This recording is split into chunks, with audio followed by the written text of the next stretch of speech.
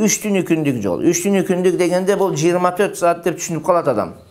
Бул жерде 24 саат жол басуу максат эмес.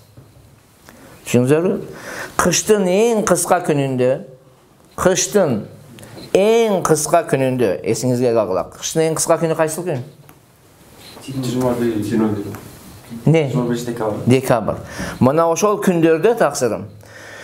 Декабрдын 21 күнү мисалга бамдат намазын окуп, чайыңызды ичип, чак түшкө чейин, пешинге чейин канча жол басаңыз, бир түнү күндүк жол болот. Андан кийин эс алат да мусапыр. Чарчайсың да, сен түшкө чейин жол басаң чарчап каласыңбы? Андан кийин эс аласың кайра. Кайра эртеси бамдатыңызды окуп, чайыңызды ичип дегендей кайра немеге чейин. Пешинге чейин канча жол басаңыз, экинчи күн жол болот. Түшүнүп атасыңарбы? Ошондо бир 4-5 сааттык жол болуп калабы? 5-6 саат. Мына ошол 5-6 сааттан 3 күн жол басаң, 3 түнү күндүк жол болуп эсептелет.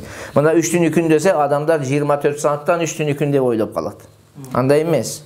Чак түшкө чейин, канча жол басасың пешинге чейин. Болду, ошол бир түнү күндүк жол болот. Ошону эле 3кө көбөйтүп койсоң, 3 түнү күндүк жол болот.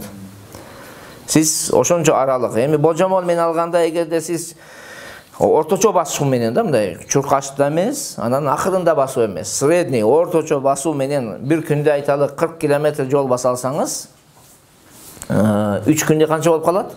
120. Мына ошол 120 км не болот? Сапар аралыгы болот. Түшүндүңүзбү?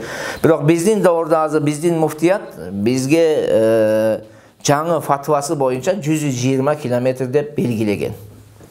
Мурунураак немеде 90 километрге белгилеген болчу. Мисалга чет мамлекеттерди алып калсаңыздар 78 километр дегендер бар. 78 километр бирок аз болуп калат. 3 түнү күндүктөн аз болот. Себеби мен жол басып өтүүмдү билем. Мисалга мен жашаган жерден, мына алардын аталары жашаган жерде аралыкта 30 километр. Мен жашаган жерден манын атасы жашаган жер бар, чоң аталары. Алтынбектин. Түшүнүңүзбү? Ошонун мен 4 саатта ушулардын айылына жеткенмин. Жол басып 4 саатта 30 километр. Бул деген сөз 4-5 саат жол баса турган болсоң, ошондо жөнүндө бир 90 километр, 100 километрден ал жака жол басасың деген сөз. Ошон үчүн биздин алымдарыбыз учурда канча километр деп белгилеп коюшту? 120 деп белгилешти. Муну бирок мен өзүм да айтып атам. Муну биз ошол фатва чыгарган кезде жеке фатва бөлүмү чыгып туруп жол басып, муну сынап, андан кийин айтышыбыз керек да. Азыр биздин азыркы берген фатвабыз бул божомол фатва. Бир күндө адам 40 километр жол баса алыш керек, мүмкүн ошондой деп туруп эле 120 деп чыгарып коюшту. Түшүнүп атасызбы? Муну өзүң практика кылышың керек да. Ар бир эл өзүнүн жашоо шартына жараша, өзүнүн немесине жараша жол басып көрүш керек бул нерсени.